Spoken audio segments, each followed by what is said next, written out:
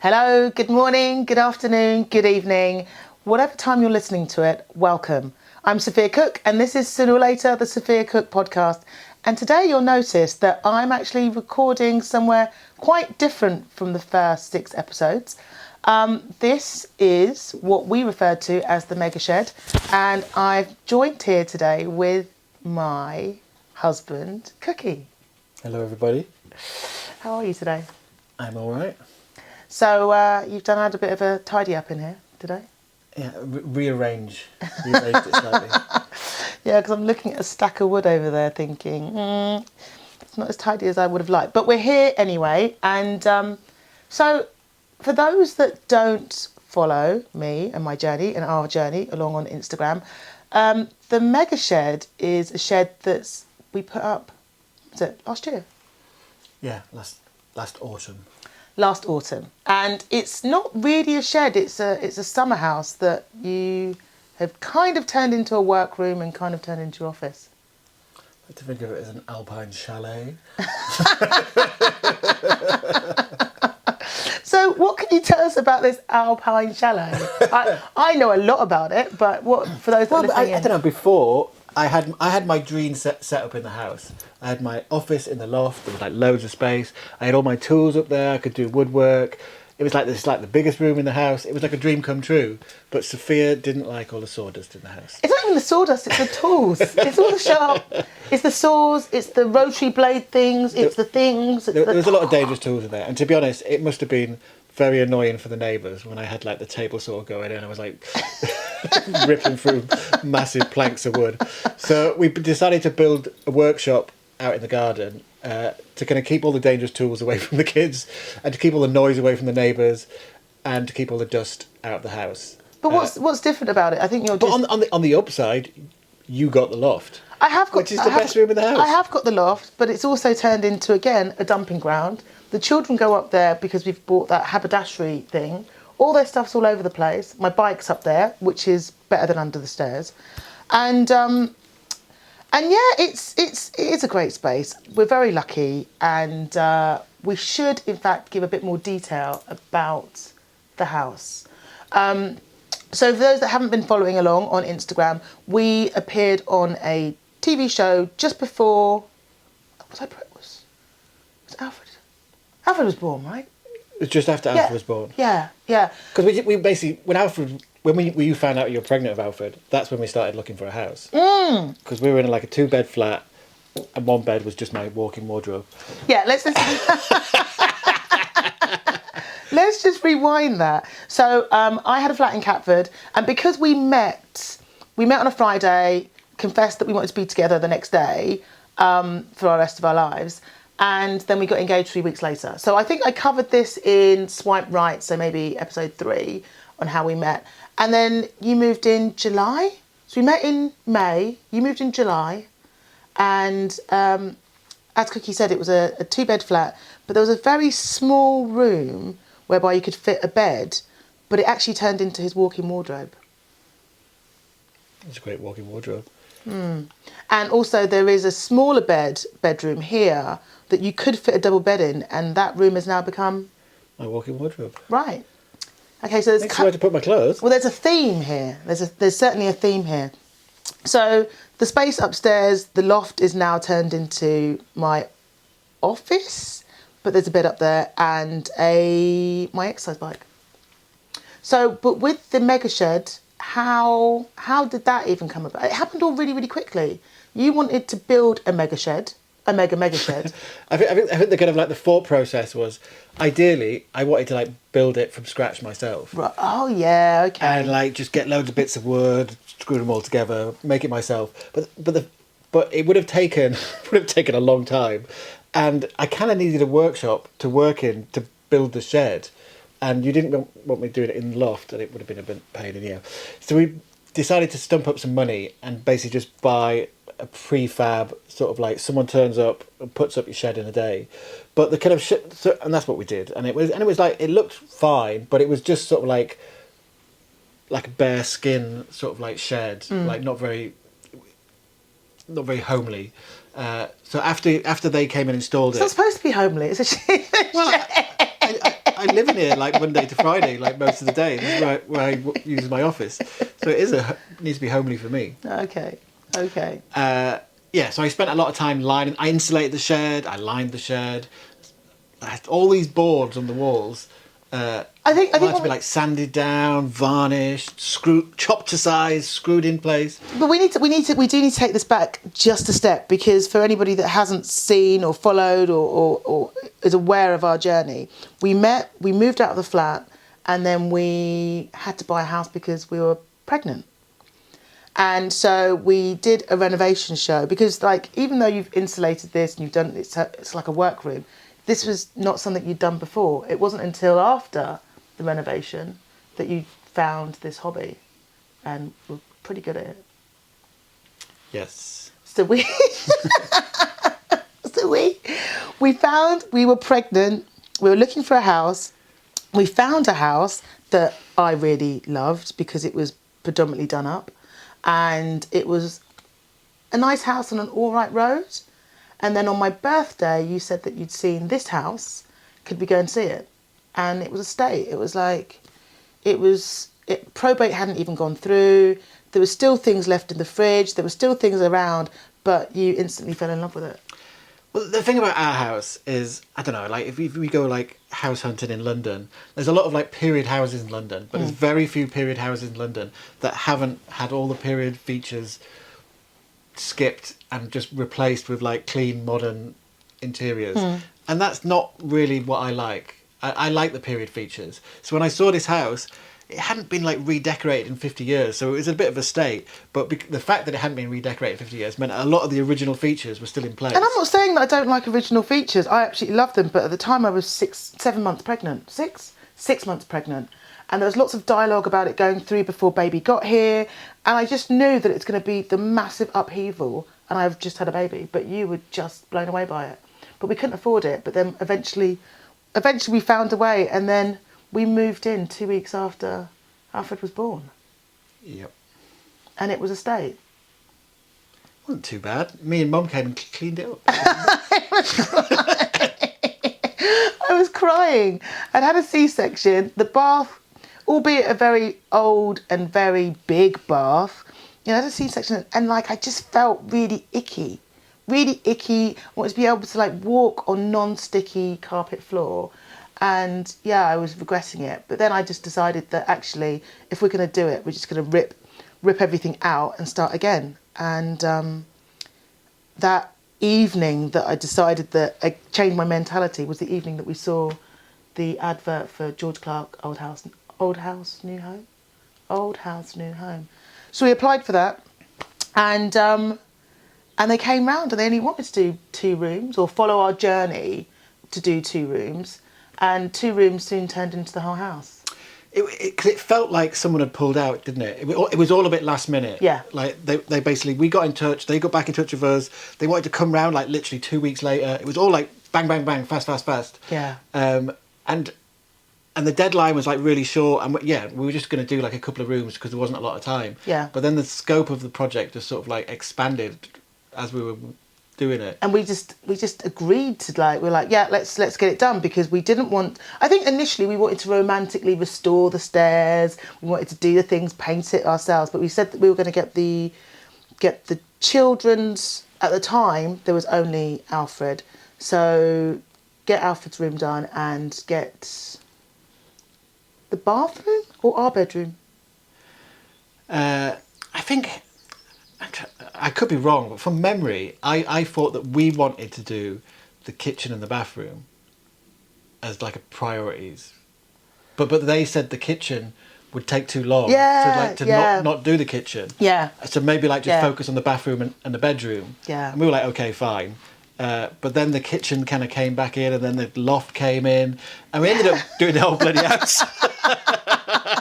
Yeah. So they came to us in September, but what we should add is that because I'd already changed my mindset, I was like, right, we've just got to get the electrical done, we've got to get first fix done. We had done that all by ourselves, so by the time the show started, the house was more or less an empty shell, and then they came round and I think we're still doing the plastering when they came round. Yeah, so he was plastering upstairs. My brother was plastering upstairs, but it just became this thing, this really fast vehicle whereby we were in this house, it was empty, we were on our own, and then all of a sudden we invited TV crews around, and yeah, I can't even remember this now. I was here until I was here with Alfred. So Alfred must have been September, May, June, July, August, September.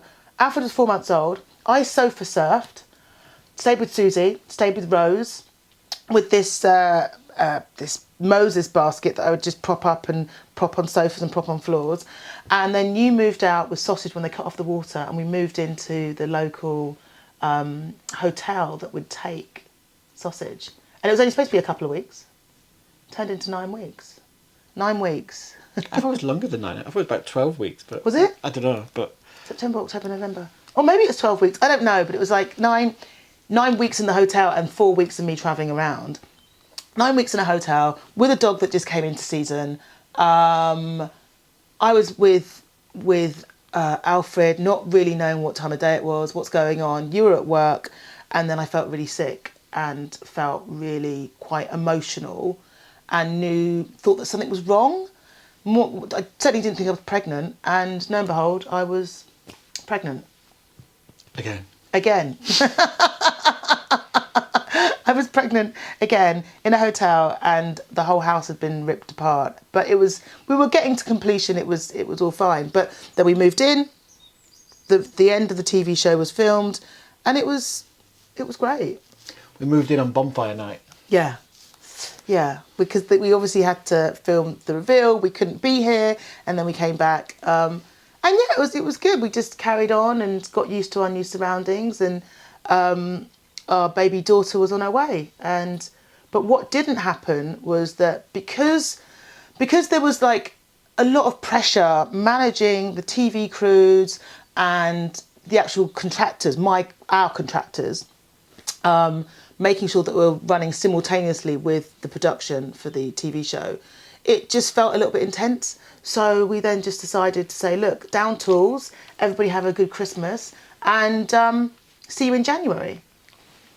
The thing that I think was probably the mistake on my part, because we had such a good working relationship with our contractor, was that I think I paid him 100% in the outstanding balance in December or January, and they were due to come back to do some snagging, and that snagging was delayed until February, and then February turned into March, and of course March 2020 saw the first lockdown, and I was pregnant. I didn't want anybody in the house leading up to that lockdown, and it meant that certain things around the house were outstanding, which then in turn made you pick up a saw and start doing the things they hadn't done yourself. Yeah, to some extent. I think kind of. I mean, obviously, I was fixing all the stuff that they would have fixed if they'd come round to do the snagging. Yeah. But I think I would have picked up a saw anyhow.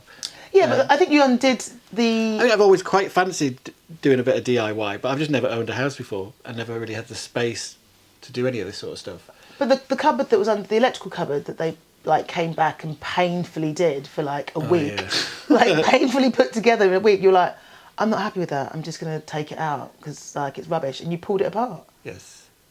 So it was horrible MDF thing. But what was the point of that? So anyway, during lockdown, our daughter Edith arrived, and I was asked to do a campaign with a particular agency for a particular brand, and as part of the collaboration was a saw. And they said, do you want a saw? And I was like, not particularly, but I knew that you had your eye on an expensive saw. Was it a saw? They didn't offer a saw. They just offered sort of £2,000 worth of free tools. I was like, I'll take for £2,000 worth of free tools. So you got a saw and a ruler? I got a saw and a router. Oh, what about that massive metal thing? And a big ruler as well. Okay. And what was the first thing that you made? Well, I had to make a little project for them. It was that I've chopped it in half now, but it was like a drinks cabinet cum coffee table which was sort of had shelves around the side, and it had like a flip top lid. You could put like drinks in it, which was kind of cool. But basically, the big flip top lid we were a bit terrified of the kids lifting it up because and it slammed shut, chopping their fingers on it. So we were like, oh, maybe this isn't a very good thing to have in the front room because the kids were like little fingers. But I ended up sawing it in half, and it's now shelves up in the loft that holds the wallpaper. But like it was I guess it was a time where lots of people during the pandemic had like started projects or revisited things that they wanted to do, and I think that you really flourished in that because you. At any opportunity, you went from a rusty handsaw that you found in the existing shed to the saw that you got from that project, and then you're making shelves. You used the remaining floorboards to make shelves for the walk-in wardrobe, and it just grew. It just got bigger and bigger and bigger, and I just got sick of you making things in the loft and taking up a lot of space and the sawdust, and that was the arrival of the mega shed. Yes. But you had told me in order to make the mega shed, you needed somewhere to make it. So that was the mega shed. But then you then told me when this arrived that you're not making the mega shed for 10 years. Well, not immediately. Like, there's still work to do on the house, babes. I've still got to build you some storage to put all your clothes in, yeah. Yeah, there's still that. There's definitely still that. So because you hadn't picked up well, have you ever worked with wood before? I did like product design at university, and we did have like a workshop there, and we did sometimes build models out of wood. I have basic woodworking knowledge. Okay. But that was a long time ago. It's been a while since I was at university. I haven't done any woodwork since then. I've just lived in rented houses. There's never really been any sort of need to. Actually, I did build a set of shelves at the last place. I think I basically just found some scrap wood and chopped it up with a saw and built some shelves. But so is it the fact that we've got our own home now that you feel that you want to kind of put your own stamp on it? Because whenever we talk about getting different pieces of furniture, you're like, well, I can make that now, or don't get that, or I don't like that, let's replace this in a few years' time. Like, this is a hobby discovered, I guess, later on in life that I can really see you doing well into retirement. I don't know. I think something we maybe don't see quite eye to eye on is like when we renovated the house, the kind of contractors we got in to kind of do the work, they kind of did the work. It all happened very quickly. It was kind of fine. But I don't know, I'm a designer. I've got a very sort of like sharp eye for detail. I look at it and I just think, I would have done it better. Yeah. And I think just sort of like seeing someone else do work on the house and me just feeling like I could do it better. I suppose I've just set myself the challenge to like, don't get tradespeople anymore. Just do it yourself. Learn how to do it. And so what's next? What do you think you'll do next in the house? I think the beading, no? Like the at the top of the staircase. That's annoying, and that's that needs redoing. They didn't stick that down properly. I don't know. I think the next main big thing is some storage in our bedroom. Yeah, because I don't have any. I mean, there's loads of little jobs to do. But I think that's the next big thing. And we were talking this morning about potentially, I've just finished building the kids a bed. Maybe like building another bed, because Edith wants her own bed now. Yeah, but like you want to do a bunk bed, and Alfred's bed or their bed currently is solid oak, and I just get nervous the fact of putting another solid oak bed on top of it. We're going to end up like squishing our son. Like, you're very good. So where we are now. So what Cookie mentioned earlier was that we bought the shell, but it's all been insulated, and you can't see the roof. It's all been lined, washed. Oh, on the roof. Yeah. It's lime wash. Lime washed, and the flooring. Liming. There's a chair there that he's made. He's like, you're pretty thorough, and I have to say that when you've told me you were going to make a shelf, I was like, yeah, he's going to make a shelf. He'll probably get bored of it.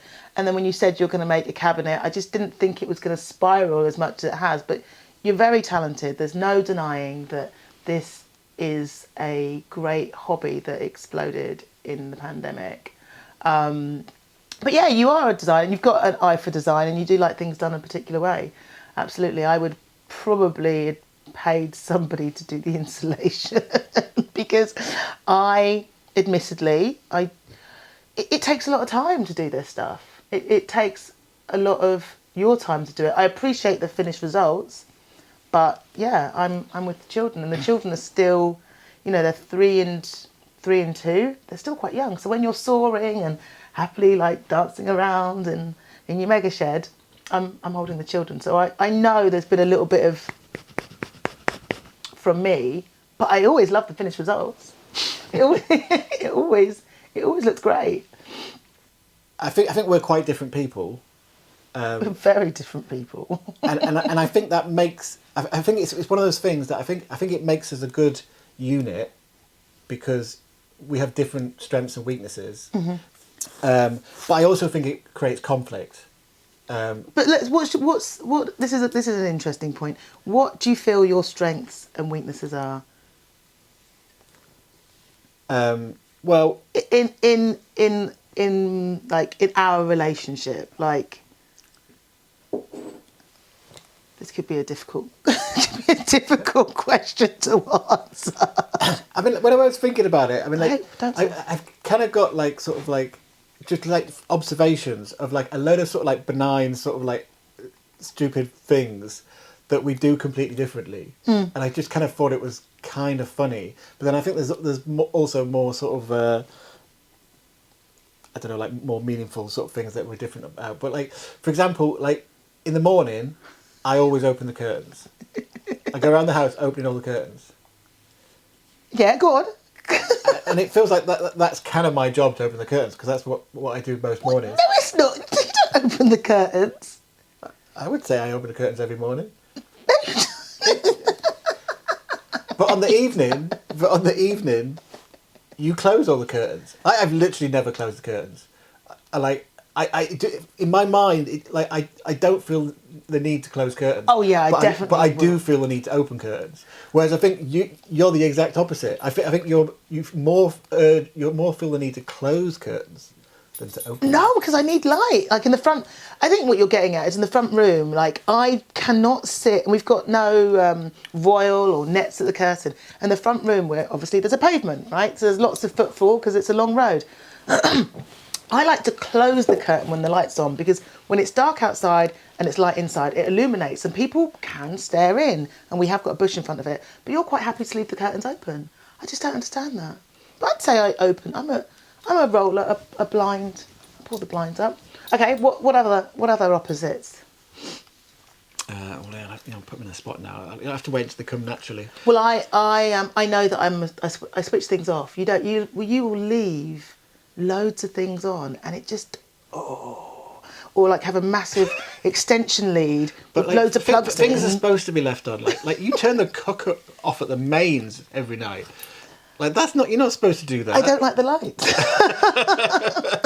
I don't like seeing the light, and I just know.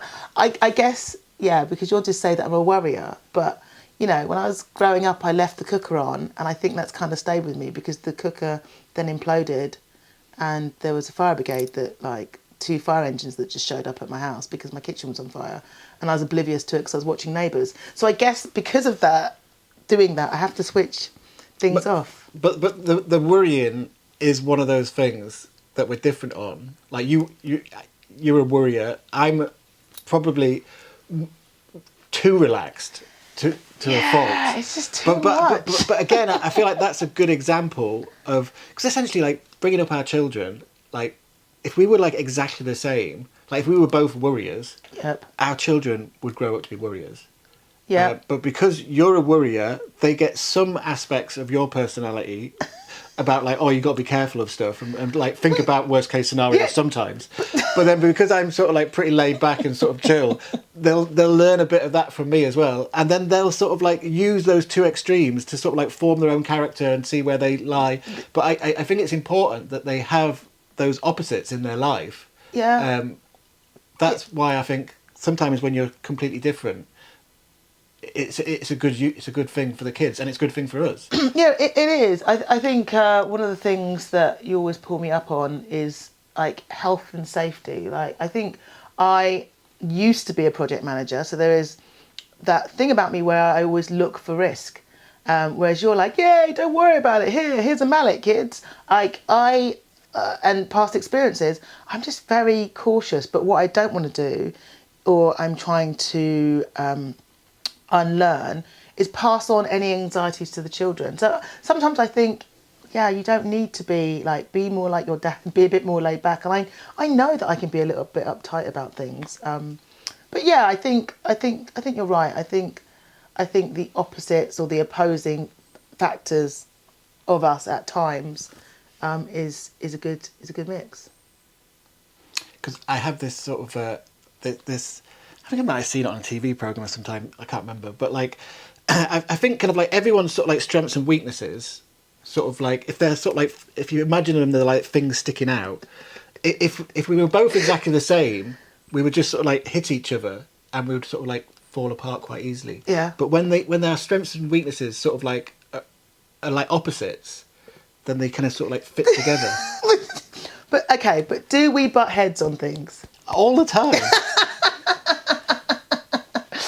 And you obviously play a big part in my journey as an online creator, because you help me to shoot, you help me to edit, and you are my first line editor when it comes to my copy. But like, you know, it's all part of the things that you've done. If I can't utilise my husband's brilliant skills in running a business, then what am I doing? Yeah, I mean, essentially, like, what you now do as a career, the kind of like Instagram stuff, that's kind of what I do as a job.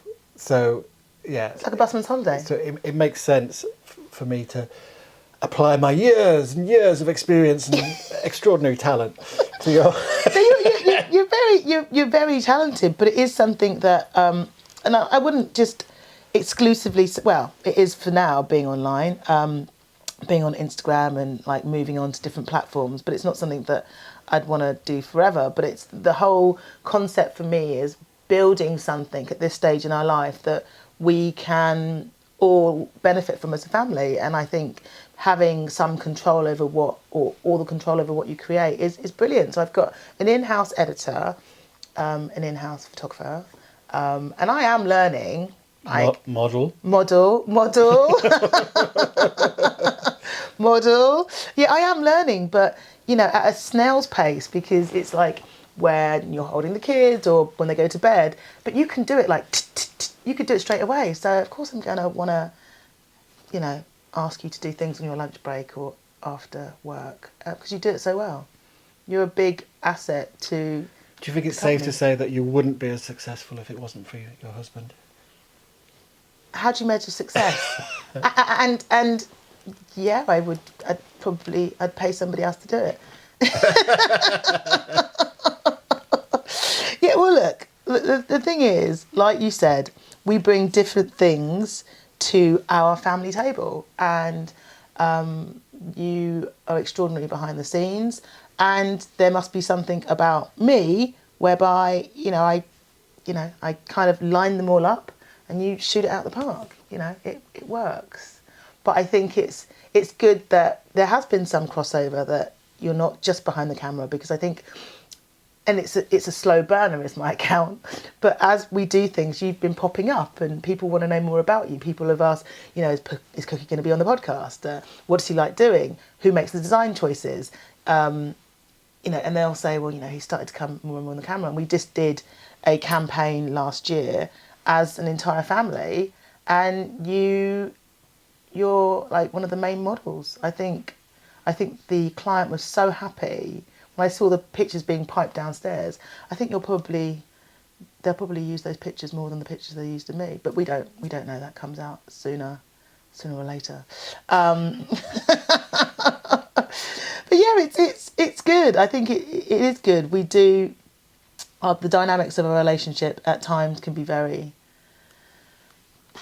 are challenging. Half our relationship was in the pandemic, and we were thankfully in a mostly finished refurbed house with 2 young children. And I don't regret, like in my life, there were opportunities to have had children in other relationships, but it just felt like the right thing in having kids with you. And we've got... I mean, I've always felt that that's why we moved so quickly with our relationship from the beginning, because we were both we were both getting old, and we. That wasn't the only reason. Don't say it like that. You obviously you're in love with me. I didn't say it was the only reason. I said it was one of the main reasons why we moved so quickly, because Yeah. I think we both knew that we were keen to have kids. Yeah.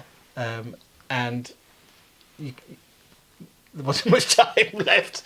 Yeah, it's true, and like the first, because we kind of started straight away. We wanted to fall pregnant, and it didn't happen until much a year after we got Sausage, did we find out that I was pregnant, and we didn't really plan to. We wanted to have some time between Alfred and Edith, and the fact that they came in quick succession, exactly on the same day.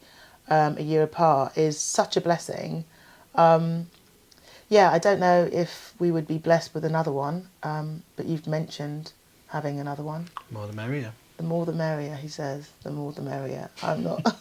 I'm not entirely convinced, but if it happens, You might have to get a bigger house, though. no. Not after every. You couldn't. What would you do with the mega shed? Well, if we had to get a bigger house, you'd have to just sell it. Sell the house. What, with the mega shed in it? You wouldn't take it with you? You can't take this shed. No? No. Not even a crane? No. No, I don't. This is like nothing is forever, but I don't see us moving from here. I don't see that happening. So, what next, do you think? Where do you see, and I refer to it as being our family business, because I couldn't do this without you, I don't think. Like you have been supportive over this particular podcast, and in general, like you have been helping me. So what next? Do you think you'd do a woodworking series or something? I've often asked you about that. We've met other people that have sort of like husband and wife team that have been doing this sort of thing, where they've just sort of like jacked in their jobs and they've both just working on it full time. Like I don't think we've got to that stage yet where I could actually do that, but I don't think I could afford you at this point. But I'd quite like to do that. Like, it sounds quite fun. That basically, like, be your own boss. Really? And I think if we did do that, I think I probably would spend a lot more time doing woodwork videos. But That's something maybe in the future. Yeah, like the job that you have is you like the job that you have, and I'd like to be in a position to offer that, to make that work, but there's a lot more work that has to go on behind the scenes. And also, I think sometimes we oversee it sometimes, is that the children are still young. They're still really young, and it's only this year that Alfred goes to school. And we've done so much, and there's been a pandemic. And I'm talking about campaigns and stuff, but in general, we seem to have done a lot in a very small space of time. When is it our 5th wedding anniversary? I know, I always get this wrong. If Alfred's 4, so we've been together 6 years. Yes. So in the 6 years, that's 2 children, more or less a dog, more or less a full renovation, a building of a mega shed, and starting up a little business. I think we've done all right. I think we need a break. A nice little break. No, we don't need a break. Why not? Keep going. Yeah, I remembered actually of what I might do next. Okay. Potentially. Okay. Because I was telling you the other day, I follow this guy in this woodworking guy, and for all of his kids and now his grandchildren, he starts teaching them woodworking. Oh my goodness. When they get to 4 years old. But I think that might be quite a nice sort of like theme, where basically like maybe like when Alfred turns 4. What, out of Play-Doh? No, out of wood. We start making things together. What, with Pritt stick? And we can document it, and then I sort of like I teach him a few things. With what? And we make things. They're just in here. Well, like he can make a little stool, like just things he wants to make. But how's he making the little stool? With blades? Well, obviously I'll supervise him. Obviously you'll do it and he'll just watch. I mean, like to begin with, he might be fairly hands off, but then over time he'll get more hands on. Okay, that makes me feel a little bit nervous, but I can't deny you in wanting to do something with your son like that. And that's the kind of thing that I wish that I had the opportunity to with my parents. And yeah, I need to kind of maybe just step back and let you do that. But if anything was to get cut or to a digit being missing, then not only would you take him to hospital, you would, I wouldn't be very happy with you. Just letting you know, just putting it on record that I would we wouldn't be in a good place. But no, I think I'd definitely like to do more work with you. Even we had a brand approach us, a travel brand last year, who sent us to the Caribbean, which was amazing. And even like getting up, getting the shot, it got to the point where we had to do this shoot on the beach. And I was just like, let's just eat. I don't know. You were like, no, let's do it at a different angle. Let's do this.